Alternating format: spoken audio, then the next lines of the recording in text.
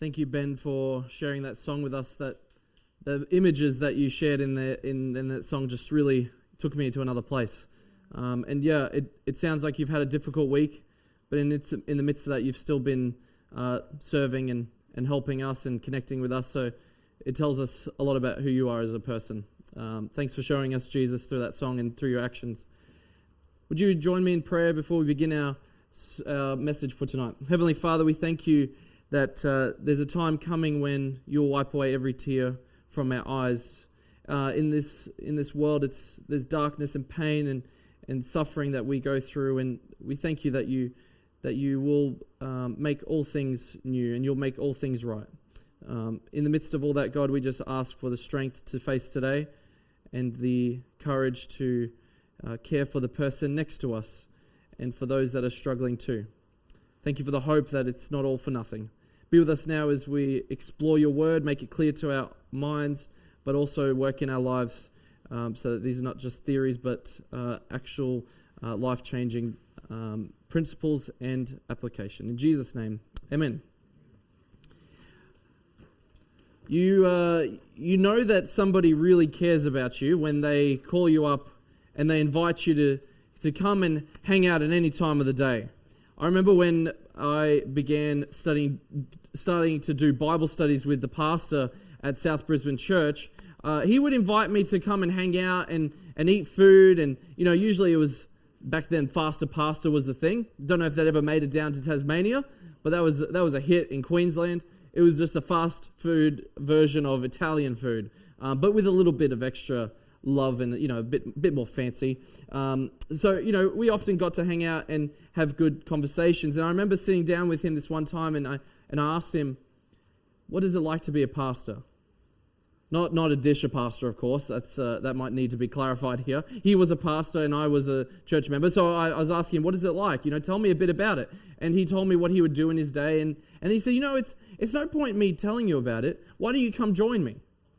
And so what began was a few months, and which turned into years, of him teaching me and showing me what it looks like to become a church pastor, what it means to be with people in those difficult times of grieving, to visit people in their homes and to connect with them, to open the Bible with somebody and to tell them about Jesus. And it actually started to swell within me a desire to become a pastor.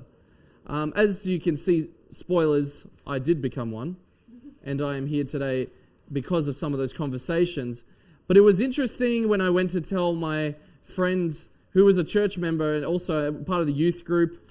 Sometimes church people love to say the most nicest, encouraging things. On this particular day, we're sitting at a Mediterranean place. It always seemed to be around food. Is anyone else like this with their youth group? Just go and hang out and eat lots of food together?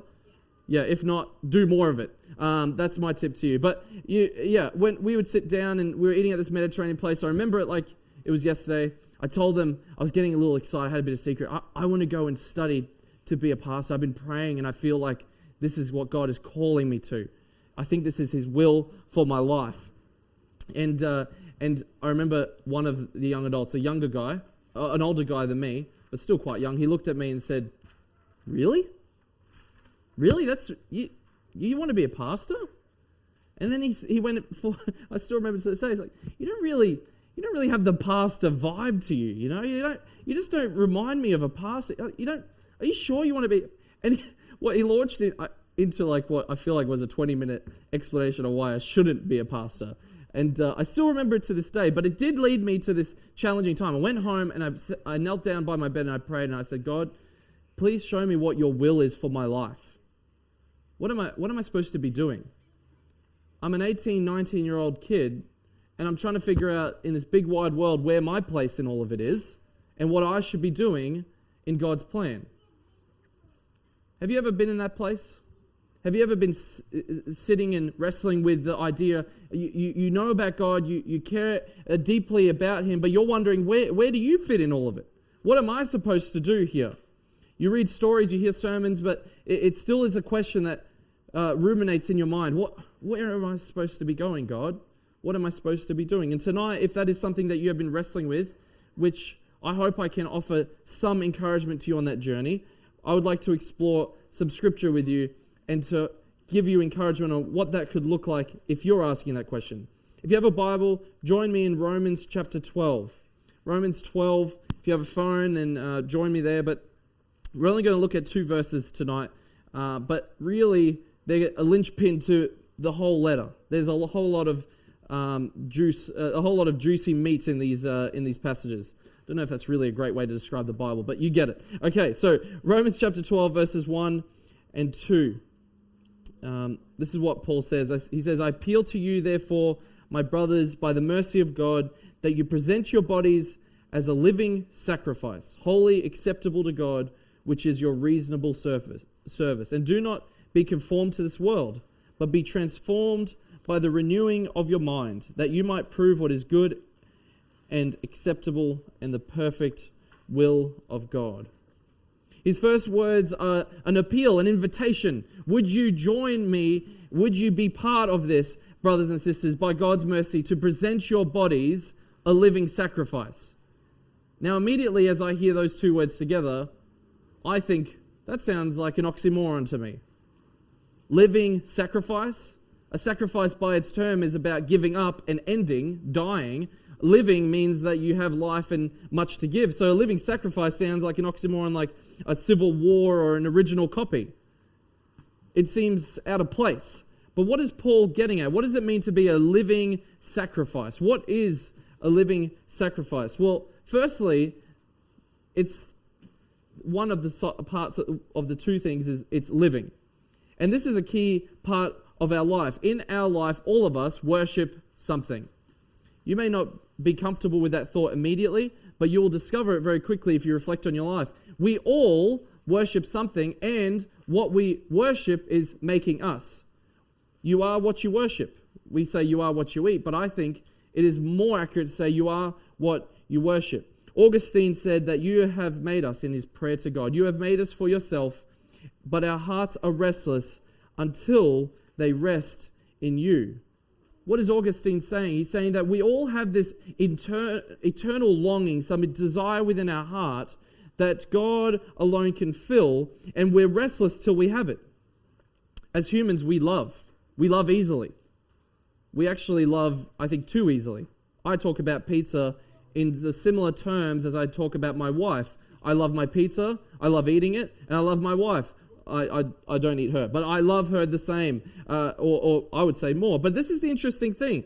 Wherever we are in our life, we always lead to worship, or we always move to worship. David Foster Wallace was doing the Canyon Gorge opening, Canyon Gorge College opening, with this very interesting message. You know, in New York, in America, they share these messages at the start of the school year and to encourage people and to get them going. And David Foster Wallace came to present this message. But of course, David Foster Wallace himself is an atheist, and he writes for the New York Times, and he has this message, and this is what he said.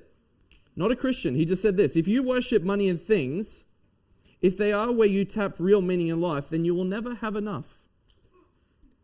If you would like money to be that thing that makes you, you'll keep trying. Ask any person who has put money into gambling or into purchasing items. They will tell you that there is never enough. David Foster Wallace goes on, never feel you have enough. It's the truth. Worship your own body and beauty and sexual allure, and you'll always feel ugly. You'll never come to the place where you feel beautiful. And when time and age start showing, David says you'll die the death of 1,000,000 deaths. If you try to worship power, you'll feel weak and afraid.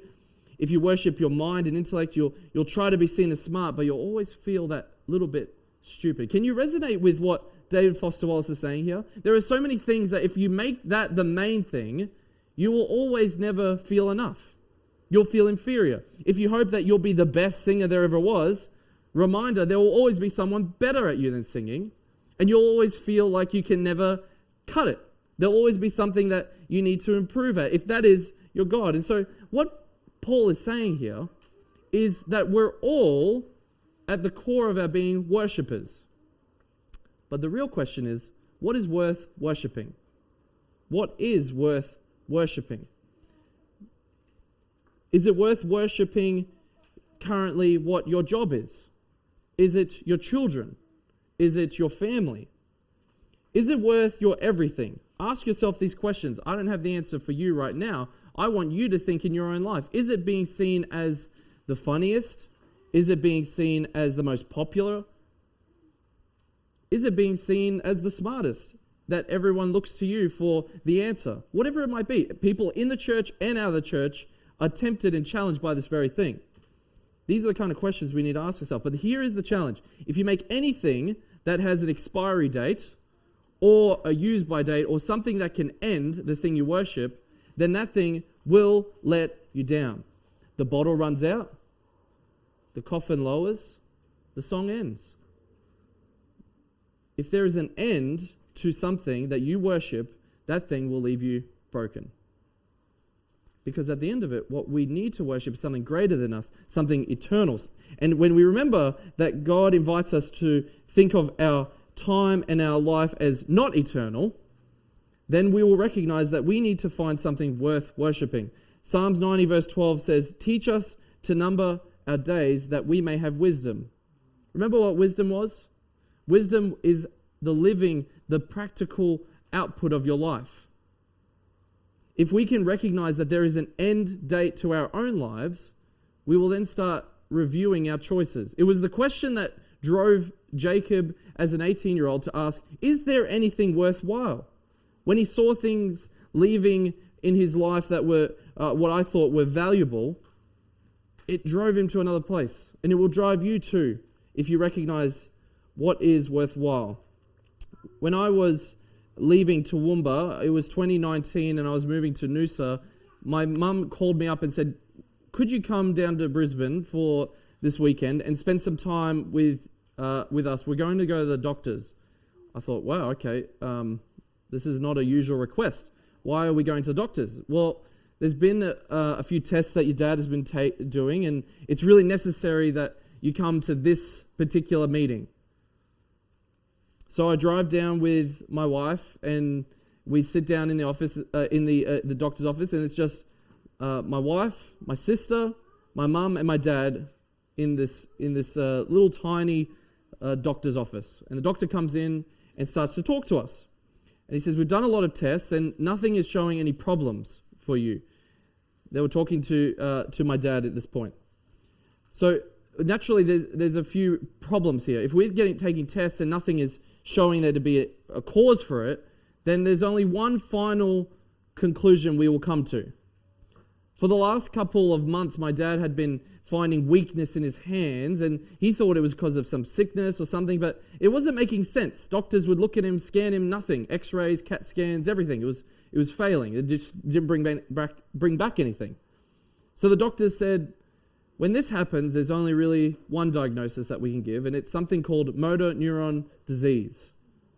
Motor neuron disease. We don't like diagnosing it until we're absolutely certain, because really it's irreversible. We as a family had never heard of this disease before. It was not something that we thought about very often. Maybe we heard of it on the news. I remember there being a footballer that had it, but beyond that, it didn't really dawn on me what it could mean. For those of you who don't know what motor neuron disease, I always tell people when they ask me, it's a lot like what Stephen Hawking has. If you've seen Stephen Hawking in his chair, he was at the latter half of motor neuron disease. And what happens is over time, the body and the muscles stop working. They stop sending signals from the brain to the muscles, and the body slowly decays. The muscles stop functioning until eventually you slip into a sleep. And that's it. And I walked out of the doctor's clinic that day, and I really had no conception of what this meant. But as I continued to spend time with my dad, as I continued to talk with him and spend time visiting him, I noticed over time the hand, he would try to grab a bottle and it would just slip out of his hands. And you know how demoralizing it feels to go from someone who has strength to someone who has nothing. And I've watched over the last 5 to 6 years, just my dad decline further and further and further. Last time I went to see him, he can't talk to me. He can't get out of his chair. He can make noises. He can smile, but that's about it. His body is slowly stiffening up. And it's hard to watch my dad and go through this most difficult time. Often I spend my life thinking, is this genetic? Is this going to happen to me? But then I have to put that thought aside and think, well, at the end of the day, all of us, we are all frail humans. Even though my dad has a disease that makes it very obvious, at any moment, we could see our last day today. And I think that is why Paul is calling us to worship something greater than the things we worship. Would it really matter to you what kind of car you drove if you knew that today was the last day on earth? I remember asking a group of young teens, aging from 15 to 19, what would you do if you knew you had 24 hours to live? Some of them said I'd go and buy as many cheeseburgers as I could and try to see how many I could actually eat. Some would say they would travel around the world as quickly as possible, but they don't realize you can't really do that with our current air travel systems. But one of them said something amazing. I would spend my last day telling people about Jesus.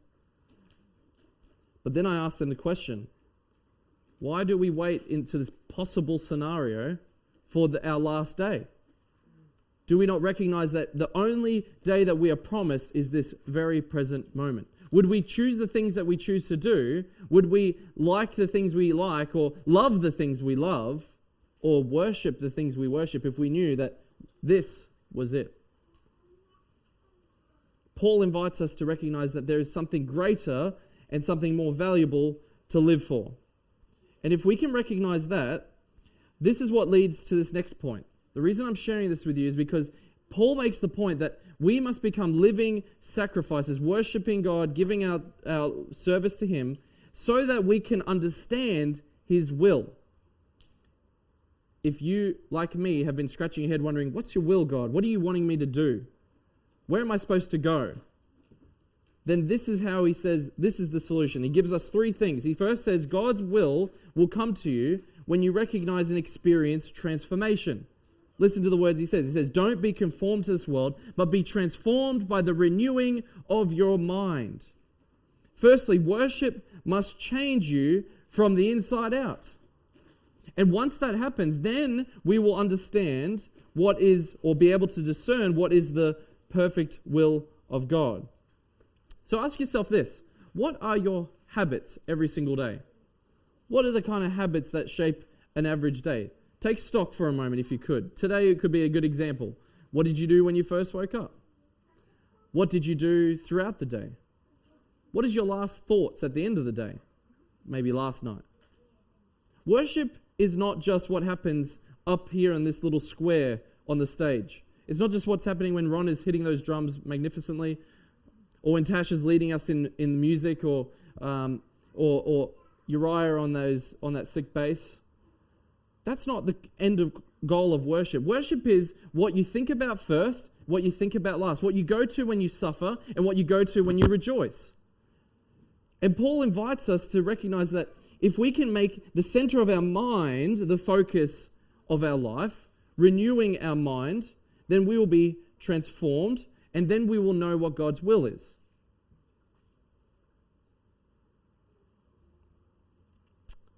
How many times have I heard a young person come up to me and say, why in the world is church so dead boring? Why do we do the same thing every single week?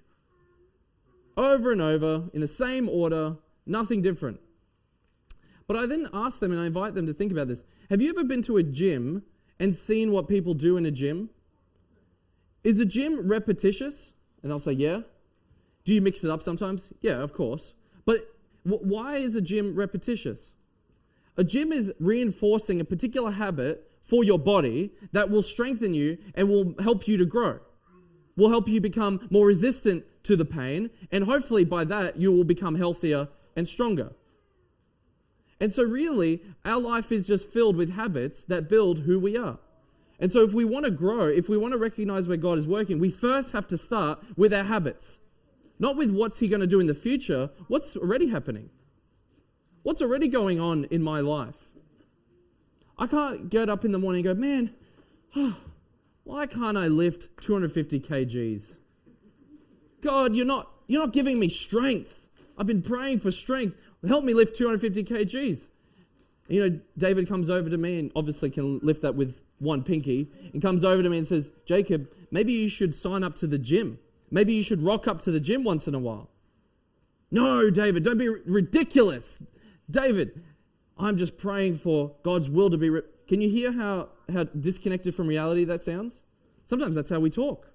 Sometimes that's how we talk as church people, as Christians. But here's the key thing. Our habits shape our character, and our character shapes our outcomes. That's how God works. He works through character. And so if we want to know God's will, the first and foremost place is to let him change our mind to work in this place, and then to see how it works out in our habits and then into our life. Secondly, and this is the other side of this, your surroundings are very important to your personal growth and development as a follower of Jesus.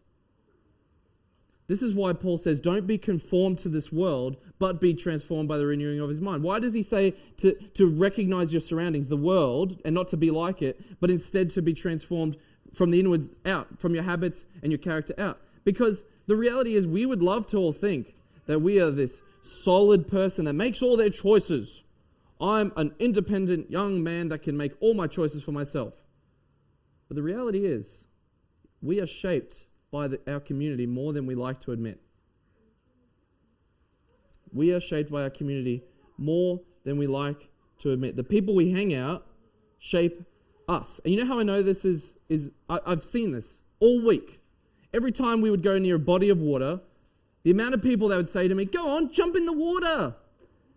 It's warm.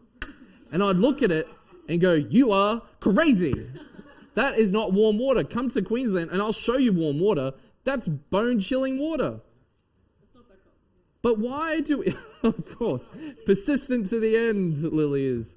But why is it that a Tasmanian is going to that water and is recognizing, I can handle that? Because your surrounding, your environment has shaped you. You're not just gaslighting me, I know that. You guys actually think that water is refreshingly warm. But your environment shapes you. Your environment has formed you. And so, as a result, you have become someone else.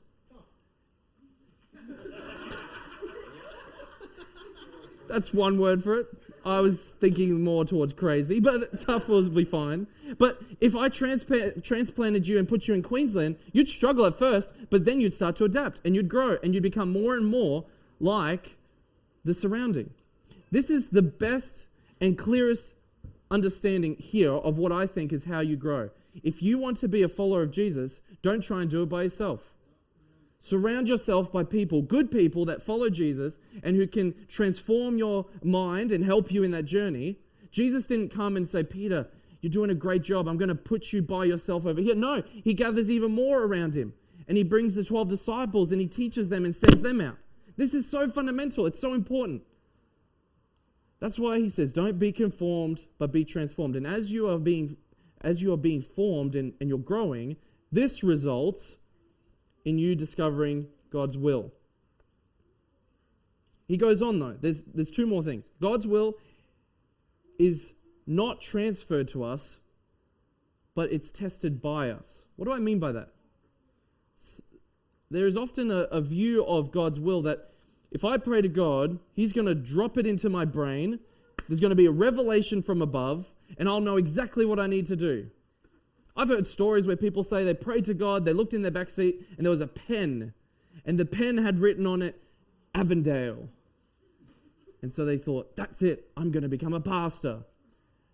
And I thought to myself, and I don't want to discount it, I don't want to attack them, but I did have the question, what if the pen said Australian Catholic University? Would they have gone to Australian Catholic University instead? Or would they have chosen to do psychology? Or something else, right? Like, whatever it is what God's will is to us, shaped by a divine revelation from above or something being transferred to us? Or is it something that we discern and discover through testing? Listen to Paul's words here. Don't be conformed to this world, but be transformed by the renewing of your mind, that you may prove, some translations, if you're following along, says test, that you may test what is good and acceptable and perfect will of God. What does that sound like to you? How does the will of God come to us? Is it dropped from above? Is it a light from heaven?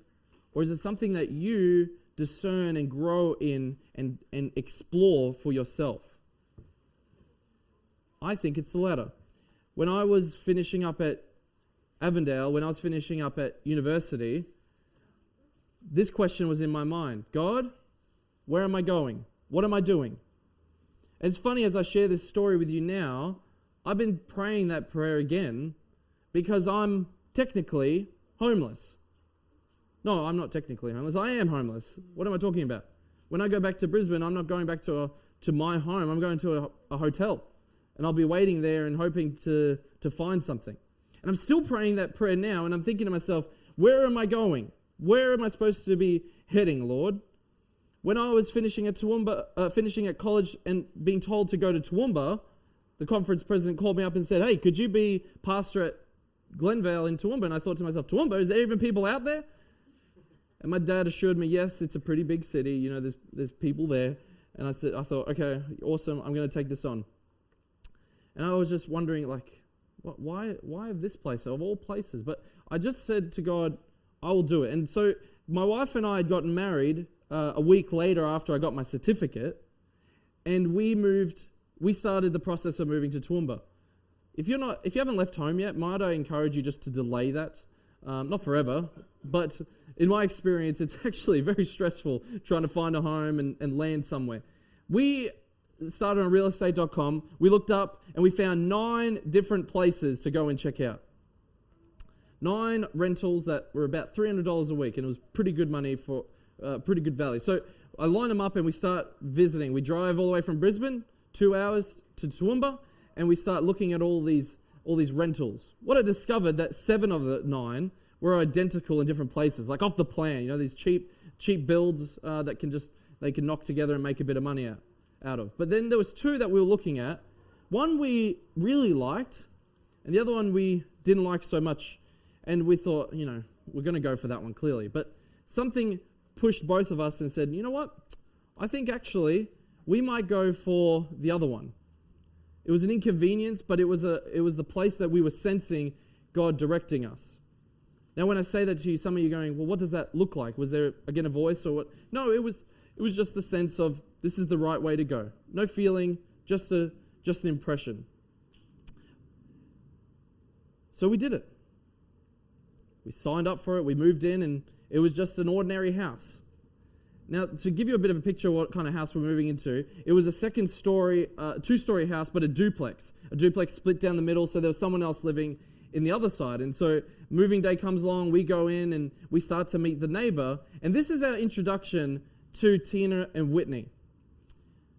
I walk outside to go and push the bin out, and I hear, naked! Come back here. And I'm thinking, whoa, should I look? Should I not look? What does that mean to call out naked? I think you would know that it's a dog running, right? A dog comes running up the street, and I'm sigh of relief. I'm like, phew, I'm glad it wasn't something else called naked or a person running up the street. And here is Tina and Whitney. They introduce themselves to us as our neighbors, and they help us remember by Tina Turner and Whitney Houston, right? What a cool way to introduce yourself. But yeah, this starts a bit of a friendship. And we make nothing of it for ages. We live next door. Dari kind of got us to do this thing where we need to get a dog. It's the way to prove that, our marriage is going somewhere and it's progressing towards children or something. I don't know. But we have to get this little pipsqueak dog. We buy the dog. It comes along. But this little brat, right? I like dogs, but I'm not a huge fan of tiny ones. So yeah. But this dog starts digging under the fence and going next door, but then coming back with a packet of cigarettes in its mouth. And I'm thinking, man, this dog is really picking up a strange habit, right? It's going under there and it's bringing back all sorts of things. One time I think it brought back a bra, and I'm like, what in the world are you doing, dog? So it's very awkward to go and have to apologize and say, here's your pack of smokes and here's here's your bra, right? Like, anyhow, so, but it starts a bit of a friendship in a weird way. And, so we start trading food.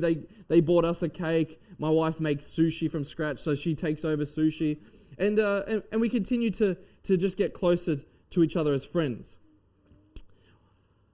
One night, I wonder myself, why is the ceiling all lining up blue and red? It was probably like 2 a.m. and I kind of get up half dazed, looking out the window, and I see an ambulance sitting out on the street. And I go, oh, that's not good. I should check in on them tomorrow. And I kind of just fall back asleep. And I do. I go over at a normal hour and I say, hey, was everything all right? There was an ambulance I noticed took off from your house last night. She said, yeah, everything's all right. Don't worry about it. This is Tina. This is the mum. Everything's fine. It's all good. But yeah, she completely passes it off. Well, months pass by and we actually have this opportunity to have a good chat together. And one day she says, I'm moving out. Could you actually help me to move? And I said, absolutely, let's do it. So we get some muscle fitness getting on, exercise, stretches, all that sort of thing. Start moving all our furniture. It's not a lot. I noticed the house is in quite a mess, but you don't really want to point that out. So you just carry stuff and help out. That all takes place. And this is what's really important. We sit down together and she says to me, Jacob, how much can I pay you? Can I give you $100? Thank you for your help. I said, no, listen, that's not why I did any of this. I have just wanted to help you. That's literally all I wanted to do. You're our friend. Keep your money. You know what? God, let me tell you. Honestly, God has shown me so much in my life and given me so much. I just want to give to you. It didn't even seem like that much to me. But at that moment, mum and daughter together start to tear up. They start getting weepy in front of me, and they're just so emotional. And I said, whoa, guys, is everything okay? It's that's just, nobody's ever looked out for us. You came from the big smoke, Brisbane, and we came from Kingaroy, which is a small little country town, and, but you just have been there for us. You haven't asked us any questions. You haven't judged us. You just were there for us. And Dara and I started to get emotional at this point, because we're like, wow, we didn't realize it meant that much to you. Whitney looks at me and goes, I bought a Bible from the op shop. Could you teach me a little bit? I'd be very interested. And of course, as a pastor, I'm like, yes, please. I would love to do that. So we do. And for a year, we meet every single week. We open the Bible together. We talk about the amazing things of the Bible. And it was, I can remember it now still, April 13th, 2019.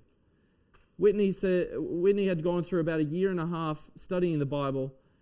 And she had said, I want to commit my life to Jesus. She comes from a completely non-Christian background, no experience. And she walks into that water, she gets baptized and gives her life to God. And it really meant something to her. But I didn't realize just how much, because that night I received a message from her mum. I've saved that message. This is one of those messages you have to keep. And she says, Jacob, I just wanted to thank you for caring about my Whitney. You probably don't know this, but every single night I lay awake and I was afraid. I was watching. Often, the ambulance would come, and that was Whitney trying to take her life, heading down into the garage to say goodbye and to end it all. And we'd have to call the ambulance to make sure that they could come and to take her away and so that she would be safe. But you know what? And this is how the message ended. She just said, I'm so glad I'll never have to call an ambulance again. I had been so absorbed in what God, what's your will for me? When I forgot that what the real message or what the real will of God and the calling of God is not even about me at all. It's about how will I show God's love to someone else? How will I care for the people that are struggling? And this is the thing. We were praying about which house would be really nice for us, and we ended up feeling impressed to go for the one we didn't like. But what if we had gone to the other one? Maybe we wouldn't have had that opportunity to open our next door neighbor's door and to get to know Tina and Whitney. Maybe we wouldn't have got to get to be there for them at that difficult time. Maybe I wouldn't have been able to share the Bible with her and be part of this opportunity. And maybe she would not have been able to give her life to Jesus in baptism. But I want to show you a picture. And if I could get this picture up. Often I get messages from Tina. And this is before I ever had kids. But I often see what's happening in Whitney's life. That's her there on the left. She's got a kid now. She's working full-time job at a daycare. Her life has been completely turned around, but she's also become a giver of life. Think about that for a second. Really, our calling, at the end of the day, is that we are called to give life. And when we are called to do that, it doesn't matter what platform we do it in, whether as a parent for our children, whether as a pastor in a church, whether as a teacher in the classroom, whether a mechanic in the garage and in the shop. Wherever we are, whatever we do, our calling is the same: to give life. To know the perfect, good, and acceptable will of God. That is literally the last bit of this. We test it, we explore it, we try to figure it out, we go through experiences, and often those are challenging, but this is what it leads to. God's will is defined by a life that is in line and like Jesus. Paul started this whole thing. If you were to skip back your eyes to verse 36 of the previous chapter, he ends the whole section he's been writing up to. He says, "For of him and through him and to him are all things, to whom be glory forever. Amen."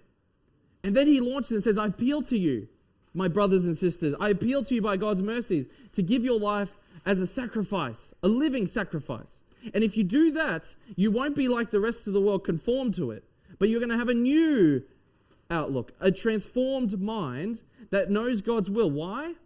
This is it. This is the linchpin. Once we understand what is God's perfect, acceptable will, we will know what the calling he has on our life is. But how do we discern that? How do we know that bit? Do we have to be good and acceptable and perfect ourselves? Is that it? Get your life in order, then God will show you his will. Remember, it was for him, through him, and for his glory. It's what he has achieved already. This is the linchpin. Jesus is good, acceptable, and perfect alone. He is the one that is really defined here when we say good and acceptable and perfect will of God. He is the one that cared and gave life. He is the one that died for us. He did the will of God but was completely rejected. Why? For us. And so by looking to him, that is the motivation for us. That's the transformation for us. That's the compelling force that changes things. Why do we do what we do? Why do we pray where we live, for where we live? It's because we're following in his footsteps. We want to be givers of life. If you're praying the prayer, "God, what should I study? What should I do for work?" then might I encourage you to say, how can my study and my work be life-giving? If you are praying the prayer, "God, who should I marry?" instead, shift it up and say, "God, how can my relationships and how can I in myself be a person who gives life?" So that if you do find somebody that you want to date or someone you want to marry, you'll be a person that's giving life, not taking it. Statistically, in our church, 50% of marriages end up in divorce. And there's all sorts of reasons for it. But I want to be sure that as a person, the one reason it's not is that I'm taking life from someone else. I'm reducing someone else. I want to be a person who gives life. And there's lots of reasons why it happens, but I know for one reason that I don't want it to be me taking from Dari and bringing her down. And where should I live? The question that we might ask. Where should I work? Where should I move to? Should be replaced with the question, how can I go to a place and give life? Paul says many other things after this, and I'd invite you to read the rest of Romans 12 in your own time and recognize that there is a life-giving power here that he's inviting us to. He goes into many different things and says even that we should love our enemies, not be retaliating and getting even, but to recognize that we have an opportunity when an enemy hates us to respond in life-giving forgiveness. not to cling on to our hate and our anger, but to give forgiveness and love. At the end of it, I would suggest this. If you want to know God's calling for your life, look first to Jesus. Live fully and knowing Him. He gave everything for us. He chose to empty the throne of heaven. He chose to empty all of heaven to give life. He didn't think Himself better than us. He lowered Himself. And then He says, I want you to do the same in your friendships, in your families, and even for your enemies. And how do I know that it works? Because He did it. He did it first. So why don't we sing together? Band, can you come up? Why don't we sing together? And I want to ask you this simple question. Do you want to have more life? That's what we've been talking about this week. Do you want something that will to make your life better? Do you want to know God's calling for your life? I hope you do, because this is the key to it. First, know Jesus. Second, come closer to Him and ask, God, how can I give life to other people? If that's your prayer, watch how it changes the people around you. And also watch what it does to yourself. Let's sing one more time.